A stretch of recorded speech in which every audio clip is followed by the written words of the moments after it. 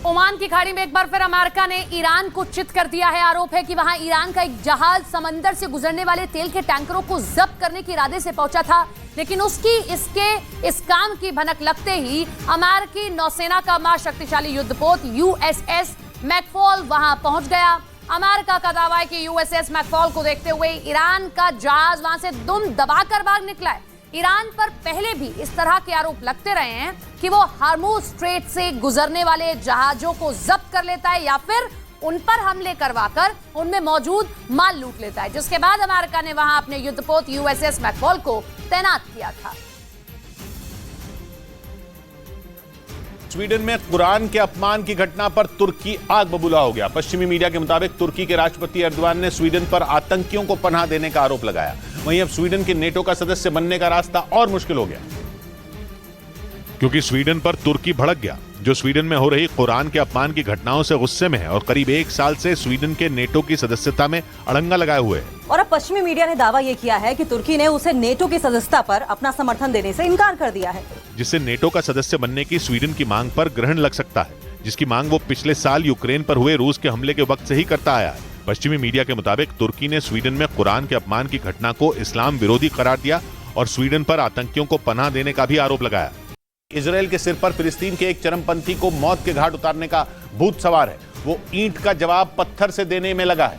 यही वजह रही कि जब गाजा से उस पर रॉकेट चले तो उसने भी तुरंत पलटवार किया और जोरदार धमाकों से गाजा को दहला दिया, वो भी रात के अंधेरे में ही।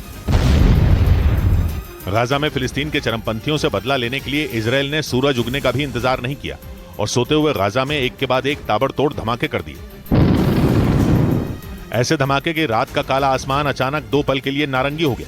वो तेज रोशनी से चौंधिया गया।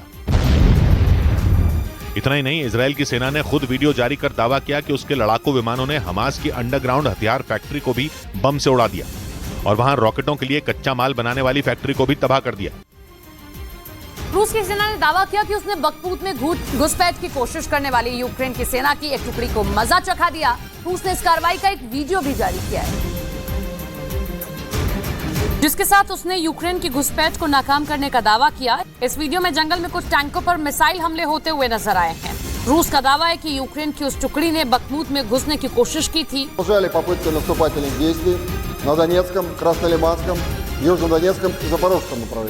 लेकिन रूस के मुताबिक यूक्रेन अपने इस प्लान में बुरी तरह नाकाम हो गया, क्योंकि उसकी सेना ने यूक्रेन की टुकड़ी को घेरकर उन पर बमों की बारिश कर दी।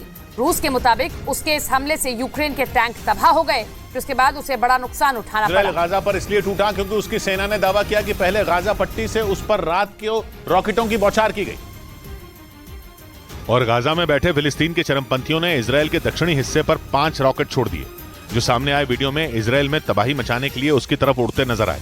मगर इजरायल ने दावा किया कि फिलिस्तीन के चरमपंथी उसका बाल भी बांका नहीं कर सके, क्योंकि इजरायल के आयरन डोम एयर डिफेंस सिस्टम ने चरमपंथियों के रॉकेटों को फटने से पहले ही आसमान में ढेर कर दिया।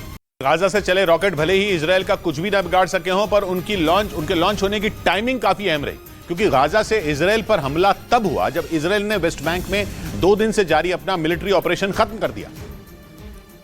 मगर उधर वेस्ट बैंक से इजरायल के सैनिकों ने निकलना शुरू किया और इधर गाजा से इजरायल पर रॉकेट बरसने शुरू हो गए।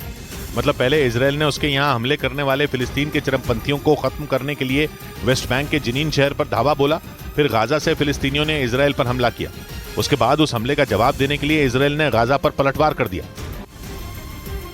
इस बीच वेस्ट बैंक के इलाके में इजरायल की ताबड़तोड़ कार्रवाई में मारे गए फिलिस्तीनी लोगों का अंतिम संस्कार किया गया। आरोप है कि इजरायल ने करीब 12 लोगों पर वहां के शरणार्थी कैंपों में घुसकर ताबड़तोड़ फायरिंग की है, जिसमें उनकी मौत हो गई थी, जिसके बाद जान गंवाने वाले लोगों की अंतिम यात्रा निकाली गई, जिसमें इतने लोग जुटे कि गिनना मुश्किल हो गया। इस दौरान कुछ प्रदर्शनकारी हाथों में बंदूक लेकर इजरायल की नेतन्याहू सरकार को लेकर चेतावनी देते भी दिखाई दिए। इस दौरान वहां हजारों लोगों की भीड़ नजर आई, जिसमें कुछ लोगों ने इजरायल की गोलीबारी में जान गंवाने वाले लोगों के जनाजों को अपने कंधों पर उठाया। इस दौरान जेनिन की सड़कें बंद कर दी गयी और उन 12 लोगों को शहीदों की तरह विदाई दी गई। पहले वार फिर पलटवार के इस खेल में इजरायल की सेना को भी नुकसान उठाना पड़ा। वेस्ट बैंक में 2 दिन तक चले इजरायल के मिलिट्री ऑपरेशन के दौरान वहां कम से कम 12 फिलिस्तीनियों के मारे जाने का दावा तो हुआ, लेकिन इजरायल के सैनिकों के जख्मी तक होने की कोई खबर नहीं आई। पर ऑपरेशन के आखिरी घंटों में इजरायल की फौज भी एक धमाके की चपेट में आ गई। जिसका रोंगटे खड़े करने वाला वीडियो भी सामने आया। तस्वीरों में इजराइल की फौज की गाड़ियां वेस्ट बैंक से गुजरती दिखी। पहली बख्तरबंद गाड़ी तो आराम से निकल गई, लेकिन जैसे ही दूसरी गाड़ी की एंट्री हुई, इतना जबरदस्त धमाका हुआ कि पूरी की पूरी गाड़ी उसकी चपेट में आ गई। पर 2 दिन तक वेस्ट बैंक में 2 दशकों में अपना सबसे बड़ा मिलिट्री ऑपरेशन चलाने के बाद इजराइल ने ऐलान किया कि उसका ऑपरेशन पूरा हुआ। और फिर सामने आई तस्वीरों में इजराइल की सेना की गाड़ियां वेस्ट बैंक से निकलती दिखी। इजराइल की सेना रात में ही वेस्ट बैंक में घुसी थी और रात को ही वो वहां से लौट गई।